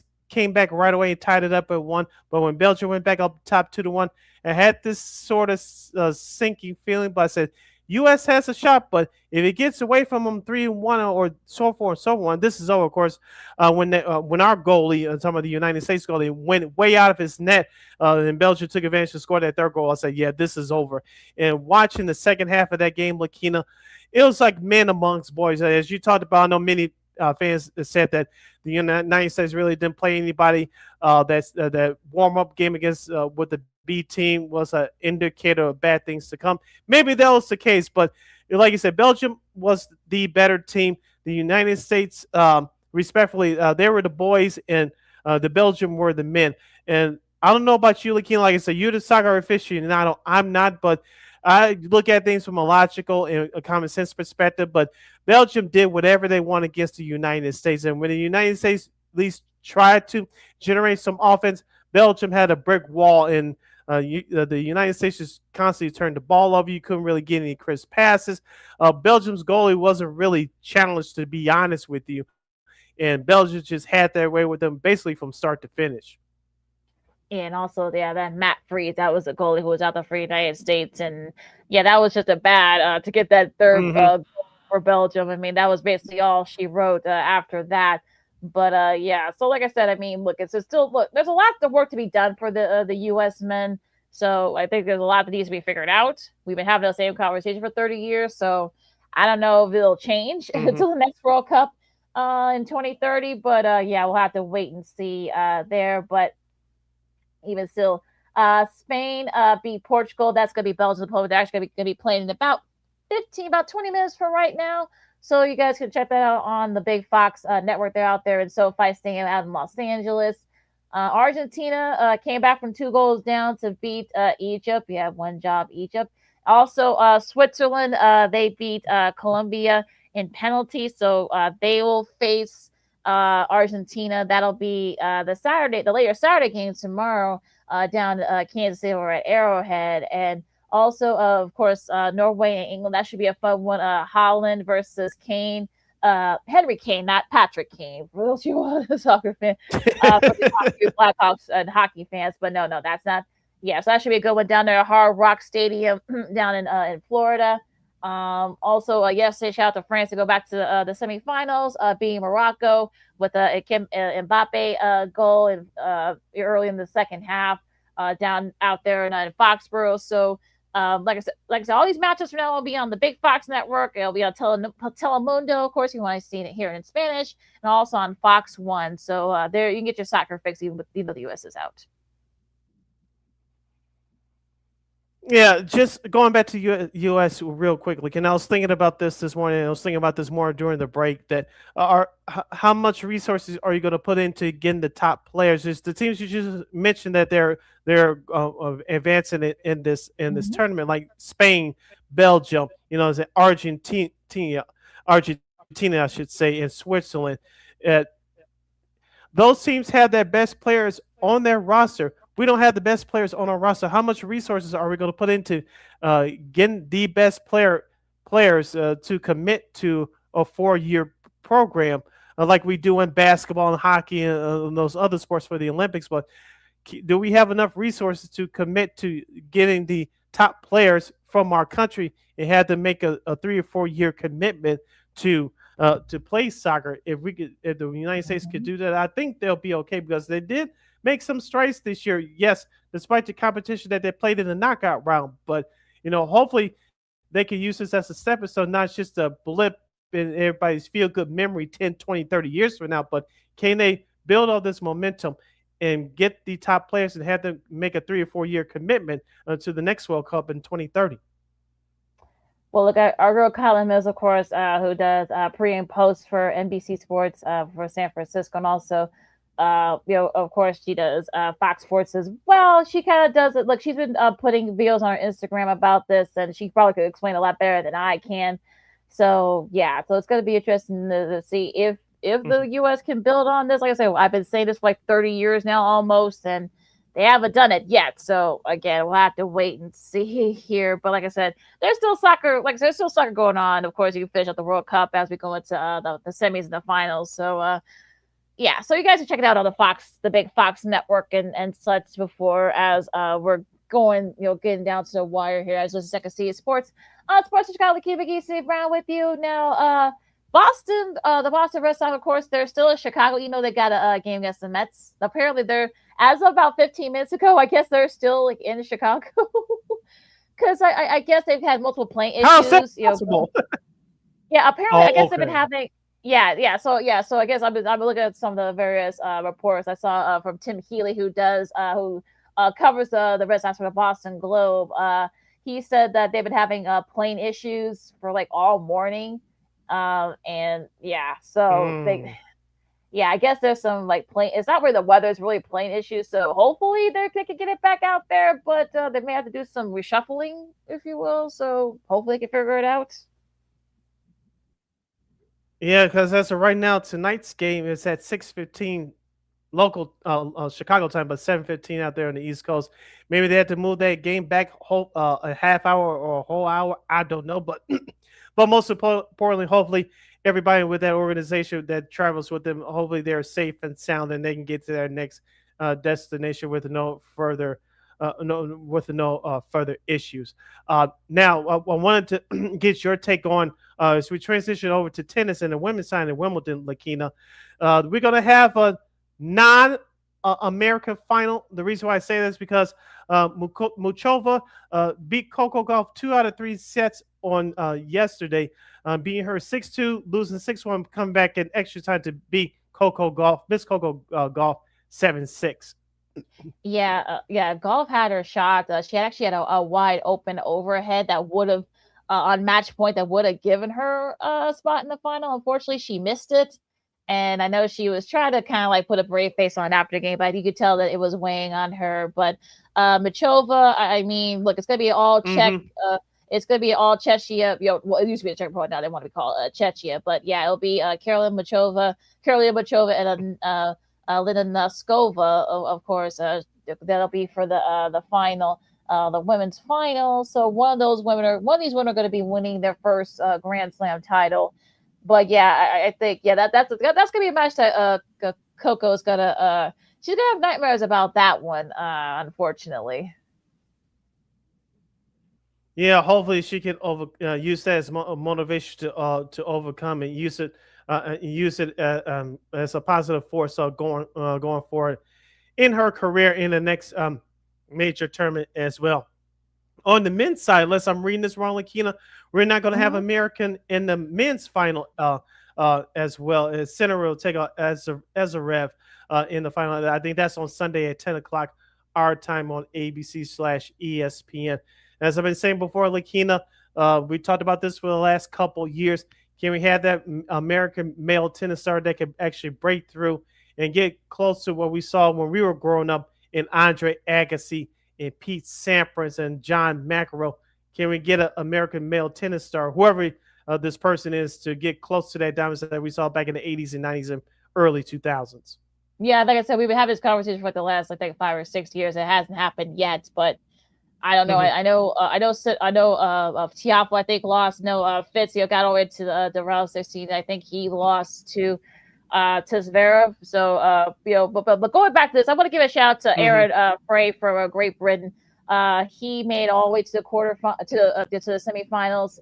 I think he's only like the second qualifier from Britain to make it there. So I know that Zverev, even he said after the match, I talk about Alexander Zverev, of course, fresh off a French Open win, and he said that like he understood that the crowd was going to be cheering against him, not just out of meanness, but just because of course that's their Britain, of course that's their home guy. But look, I think he kind of went to a buzzsaw talk about Zverev. It just was a completely outmatched. But shout out to Frey. Hopefully he can to Ferry, I should say, not a fairy tale ending, but hopefully we can build off on this bout. It will be the top 2 seeds here, so I think if you're ESPN, you got to be feeling pretty good. You got Sinner, who's gonna be going for his, I think it's going to be like his 7th Grand Slam title. I think his second. No, I think it's going to be his 3rd Wimbledon. Should he beat Zverev? And I know Zverev wants to bid off, wants to prove to people that was not. I didn't win this. The French, I know some people say, oh, it was tainted because, he'd have to play, Sinner, Alcaraz still out. So now I'll have his shot against Sinner, who's been really solid in the grass court this year. So it should be a fun match. I think it's going to be rated really high, too, on Sunday morning. Yeah, hopefully it's very competitive. And like you say, we'll see what happens. And like I said, it's changing the guards in tennis, both on the women's and men's side. So it should both the matches should be very entertaining. All right, you listen to Second City Sports on Sports with LaKeena McGee Sidney Brown with you as we'll switch gears here and talk a little sports media news. Now, of course, our girl Cassie Carlson, of course, over at Fox Chicago, she was doing Bears report. She was their Bears reporter for the last, I think, like 3 or 4 years or so. We had her on when she first joined Fox Chicago. Now, of course, since then, in the last few months, she's been named the main sports anchor, of course, with Luke Canellis going over to NBC Chicago, and of course Sam Panayotovich, my buddy Sam Panayotovich. Hope we'll have him on the show. I'll have him back on with us at some point. I know he was on like years ago. I know he probably doesn't remember it, but yeah, we'll see. But they have found but even still, they need a new Bears reporter. And well, they found her, and of course, she made her debut earlier this week. Her name is Devin Caney. She worked at the Fox affiliate in Philadelphia. She's a Philly girl, born and raised. She did the Eagles. She did cover the Eagles. The Super Bowl, the Super Bowl win that they had a couple of years ago. She also has her own podcast. I'm sure she's probably still going to do that too on the side. But I know she was working at one of the radio stations out there too. She had her, I think she's at one of the sports radio stations out there too. Of course, she was let go on both those places. So looks like Philly's loss is Chicago's gain. Yes, I remember her doing the sideline stuff along with Howard Eskin, another sports broadcasting legend out there in Philadelphia for the Eagles radio network. That's WIP 620, I believe it is, for those you scoring at home. So, like you said, she covered that last Super Bowl title run for the Eagles a couple of years ago. She did the sidelines for Philadelphia, and like you said, she was a weekend sports anchor at Fox 29 in Philadelphia. Shout out to our guy Scott Grace, in front of the program. He's still doing great things over there as well. I saw the interview right here on YouTube earlier this week, and she said that she gives credit to her mom for having that passion for sports in her. Of course, like most of us, we went to all the games, to many games, watched it on television, and of course, she said that she got into the business, to cover players, to just and also just to tell their stories. So I think I know that she's going to do a great job here, and she compared Philadelphia to Chicago. I think it's no comparison, in my opinion, but she knows him way better than we do as far as the city of Philadelphia. Of course, nationally, that fan base gets a reputation of being rude and mean and all the other negative stereotypes, to which it's deserved at times. But she said Philadelphia is just as passionate, just like Chicago, where she's going to find out that we know that Philadelphia is a big sports town. They care about the Flyers, the Eagles, the 76ers, but with more teams, she said that she has to cover here. And she said she got the memo right away that Bears fans do care about the Bears here in Chicago. Obviously, we're the charter franchise of the National Football League. As we say, LaKeena, we saw this last year with the Bears going back to their winning ways, winning the division, winning their long playoff game, especially beating the Packers twice. When the Bears are good, this city galvanizes around the Bears. There's nothing else that matters during football season. So hopefully we'll have another successful football season, and she'll do a great job. And hopefully, like I said, she could experience some of the joy that we experienced here last year. Yeah, well, like I said, remember, she already experienced that, like I said, that joy, because like I said, she did cover. You're talking about with this team, covering this team. Yeah, with that team too. But yeah, like I said, she has experience, doing that. So like I said, I do remember her because I saw her on the sidelines as they were, talking about. I know she actually got a chance to interview Jalen Hurts after they won the Super Bowl a couple of years ago. So I think she'll do just fine here. Like I said, I think, I don't think there's I think there's if you want to kind of compare, I think at least Chicago fans are, for the most part, very classy. We got look, every fan base has knuckleheads, so I think we shouldn't, not say every sports fandom has their own knucklehead. So, but I think I'm sure even she'll say that maybe they're a little too much passion, I would say, for Philadelphia, but I'm sure she'll see it once you start to get into gear here. Once training camp starts and do all that. We'll talk about the ticket stuff for training camp in a second here, hopefully, But yeah, I think it's gonna be interesting to see. I'm sure the compare and contrasting and stuff like that. So we'll have to see, how she does and such. But this is a really good hire by the Bears, and I know she'll do a great job. Yeah, agreed. And like Lawrence Holmes said a long time ago, covering the Bears is like covering City Hall if you're a news reporter here in Chicago, because like I said, everybody, using air quotes here, everybody cares about the Bears on the sports side. We all know, like I said, we're not a political show, but when it comes to politics, we had legendary reporters covering city and state politics throughout the years. We can name them off just like that. But for those there, on the sports side that covers the Bears full time throughout the year, they get a lot of attention, especially when they win, just like last year. So, like you said, she's going to be up there along with the Deion Millers and the Cassie Carson. I know she'll be in studio this year, but Caitlin Sharkey and our guy Herb Howard from the Bigs. Hopefully, we'll have him on the show at some point back on the show this year. So, yeah, those would be the names that people are pay attention to for that Bears coverage. So, welcome to Chicago. She, like you said, she's definitely going to do a great job.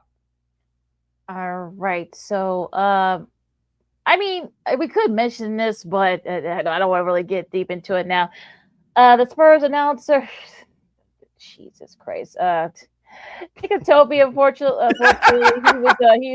he had been covering the Spurs. He was a television play-by-play guy for I think like 5 years or so. Unfortunately, I guess his Instagram got hacked by his girlfriend, and I guess she let it out that allegedly, we want to say allegedly that he cheated on her with one of the players, the Spurs player's sister. Now, I will say is that this is not the Spurs' first time dealing with this type of thing. I'm not going to go into the weeds on the names. If you remember, as a kid say, if you know, you know. As you said, Google's your friend, folks. Yes. So I'm just going to leave it there. And I'll say this just to wrap it up. We'll probably hear a song, reference or a song or two from Mary J. Blige and Ronald Isley from the Isley Brothers. Bring It Back, Mr. Big. So I'm waiting for that to come out. I'm surprised nobody's done that already, but I'm surprised nobody's done it. Right. Somebody's probably working on that. But somebody's probably working it on TikTok right now. So but yeah, so exactly. So exactly. Well, there you go. Leave it there. Yes, exactly. So, but yeah, so we'll just leave it right there. Let's see anything else. I know we still got a few more minutes left here. I know this is live, folks. We're doing this as we're going here. But Kyle Schwarber. I think Don Melly kind of let it slip that he's going to be participating in the All-Star Home Run Derby. He kind of let it slip yesterday. So I guess Schwarber will be a part. I guess they just made it official. He will be part of the Home Run Derby. It makes sense. It's in Philadelphia, so sure, why not? But yeah, it's gonna be on Netflix this year. So again, if you want to, it's gonna be streamed, so it's gonna be interesting to see what the numbers are gonna be. But I don't know. It's gonna be up there. I'll say that.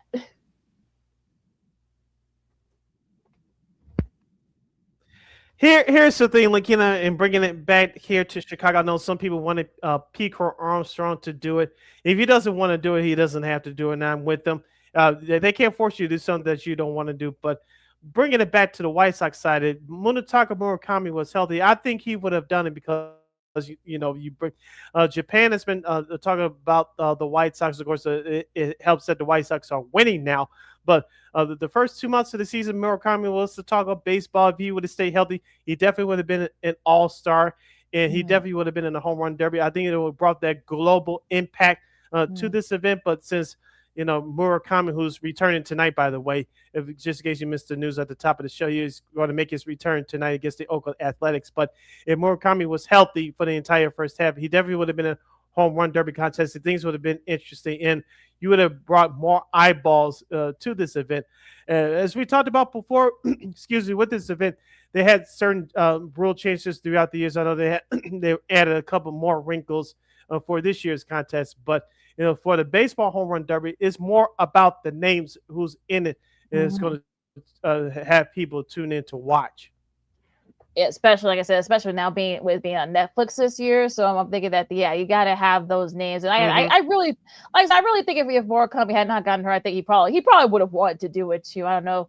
Well, Venable might not have wanted him to, but I think he probably would have went forward in doing it. So So I'm sure it's disappointing that we won't see him do that. But yeah, that's going to be the question here. Like I said, who else comes on to do it, and also to who's going to tune in, especially with it being now streaming only. So we'll have to wait and see. But yeah, it should be interesting. Like I said, I think Schwarber makes sense. Like, it's in Philadelphia. He's right there in the home run race. I'm sure Don May will probably tell look, don't over do it, because we've seen some guys, not all the time, but we've seen some guys that that kind of lose their power, if you will, when they do the home run derby. So I'm sure that's probably what some Philly fans are probably a little bit afraid of, but we'll have to wait and see with that.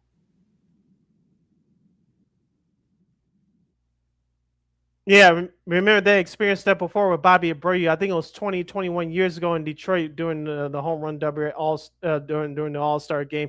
His swing was greatly affected during the second half of that season. Speaking of home run derby, LaKeena, I think you made your prediction the other day with where I got Ron Luge of On Tap Sportsnet. But the White Sox alumni home run derby will take place tomorrow, as I mentioned at the top of the show, following the conclusion of the A's White Sox game on the South Side.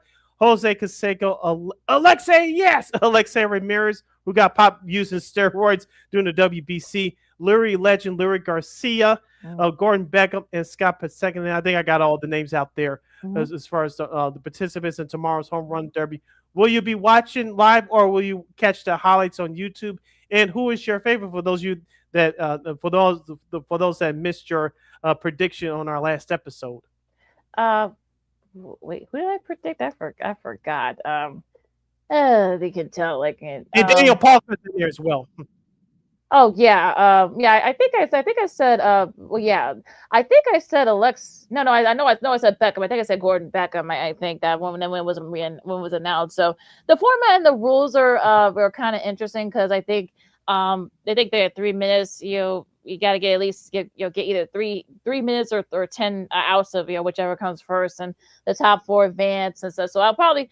Unless I don't think the U is going to be showing any of the. I gotta see they're not probably going to show it on the U, so I might have to watch it the replay when they play it back on YouTube. I'm sure they're going to post it, but yeah, that's who my pick is for the All-Star.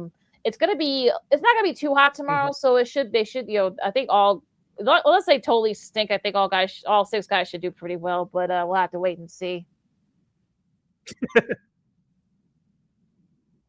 I think Jose Canseco will be the favorite because he's the biggest name, but I think that, like you said, Gordon Beckham, or I think I'll go with the surprise pick, Alexei Ramirez, because like you said, he's 48 years old. He played in the WBC, and he has some memorable home runs in a White Sox uniform in the past. The Grand Slam against Detroit in 08 to force the 1-game playoff against Minnesota. Here you saw what happened after that. The White Sox won that game in advance to the playoffs. But Scott Pasek, we know he's not a home run guy, but I think he may surprise some people for a minute here and there. Gordon Beckham, like you said, it'd probably be the number one surprise coming out of all this. You got Lurie Legend, of course. He is famous for his Game 3 home run in the playoffs against the Houston Astros back in 2021. But it surprised some people. Daniel Palka, he was the home run leader back in 2018 when they stunk and they was going through the rebuild 2.0. So he's another favorite among some White Sox fans as well. But I'm going with Alexei Ramirez just for a surprise. Like I said, it should be fun. I'm sure they're going to show. I'm sure they're going to put on their YouTube channel up at the White Sox. So I'm sure they'll do that. So yeah, it should be a fun night for that coming up tomorrow. Sports Jeopardy. Now, of course, I know ESPN has already been hyping it, but yeah, the brand new version, ESPN Jeopardy, that will be hosted, of course, by Joe Buck. It'll start streaming later this month, and it'll feature a lot of ESPN personalities as they play for their favorite charity. They'll receive a $500 grand prize. Some of the ESPN personalities, of course, Kevin Gandhi, Hannah Storm, Jay Harris, Jeremy Chaplin, Kimberly Martin. Also, of course, from the NFL Network, you got Kyle Brandt, Jamie Erdahl. Also, former players turned commentators, Dominic Foxworth and Matt Taitea will also compete. But also, there'll be some celebrities as well. John Hamm and Keegan-Michael Key. So I'm sure it's going to be very funny. Also, Mina Kunis, who just won Celebrity Jeopardy, and then we'll have some advice for her colleagues and friends here. So. That should be a funny one. So yeah, I'm sure it's gonna be streaming on at the end of the month on the 31st. So it should be a fun one, fun watch. So if you got Disney Plus or Hulu, you'll be able to watch it. Yeah, it's just interesting to see how much personality that Joe Buck will bring to hosting a game show like Jeopardy. I know that most of your announcers, especially national announcers, they have to keep it straight down the middle with the limited personality time to show. I was just interested to see how much personality he's going to show hosting these episodes. Yeah, that's going to be. I've seen him in interviews. He actually does show a little bit. He might be holding it out for this type of format, so this might actually. He's the kind of guy that'll probably just let the players probably show it off, and will probably jump in when he needs to. But yeah, so it'll be interesting to see. But yeah, it should be interesting and should be a lot of fun. All right. Anything else before we disperse for the weekend? Nope. I'm trying to see if there's anything of note here, but no. Like I said, I'll try to check out the Bulls and just to see how the rookies look. Caleb Wilson, that should be interesting to see what happens. Also, the rest of these World Cup matches, and also I am looking forward to Yannick Sinner and the Alexander Zverev, but that should be a fun final. Oh, real quick, John Orland, of course, the longtime sports media analyst. I meant to talk about this for real quick, but he's predicting again. He's speculated that the NFL partners will hold on until the 29-30 season. It will strike new deals before the opt out. So that's what he's sensing. We talked about, of course, with CBS. Of course, they're under they're going to be merging with Paramount Plus and Warner Brothers and such. So now it seems like Fox wants to kind of get in on the act too, and perhaps maybe Disney as well. So and also even ABC Universal, of course, they spun off all their networks for most of them. So that's going to be a very important thing for all sides to try to get it get it together here. Yeah, all these mergers and separations and individual parts being sold off. Yeah. Welcome to the world of media here in 2026 and beyond. Just like you always say about college sports, it's a new age. And we just got to accept it and get used to it. Also, Mike Boyner, of course, with Dusty May now over down in Dallas. He's been anointed the new head coach. Of course, he's got a new 2-year deal. They've got some guys coming back. So, but yeah, the onus is probably going to be on him to perhaps maybe you got to keep everything rid of the roads. He'll definitely get his opportunity. Now he's got a new 2-year deal. Yep, like I said, it gives him just not enough time, but just a little bit more time to build up his program and bring in the players that sees fits his system. All right. So, anything else from your side?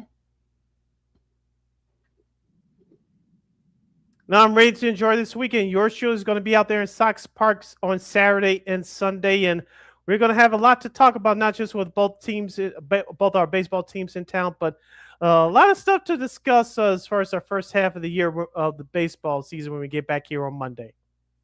All right, I just turned to the Spain Belgium game. That should be a fun one too. So yeah, so I'm ready to watch some of the rest of these quarterfinals in soccer this weekend. So with that said, you can find LaKeena McGee on the Twitter X again at IG.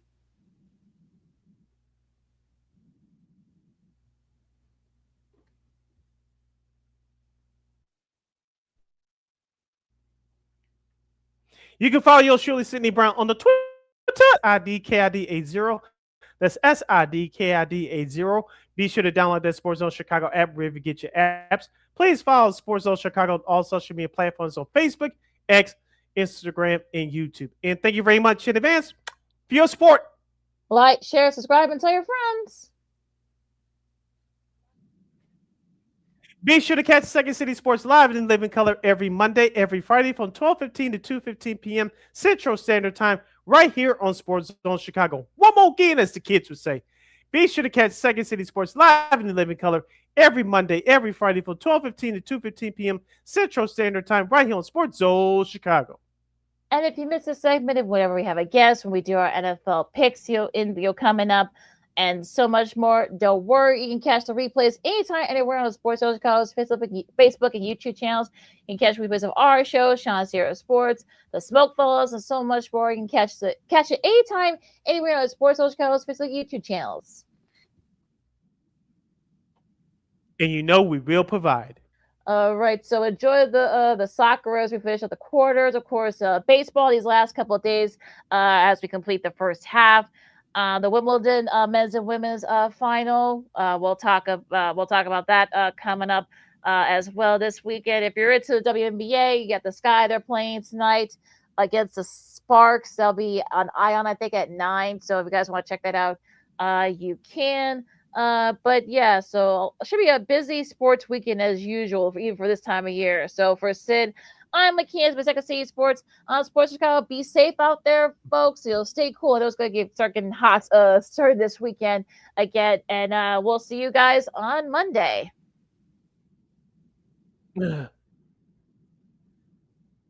Go Sox. Holla!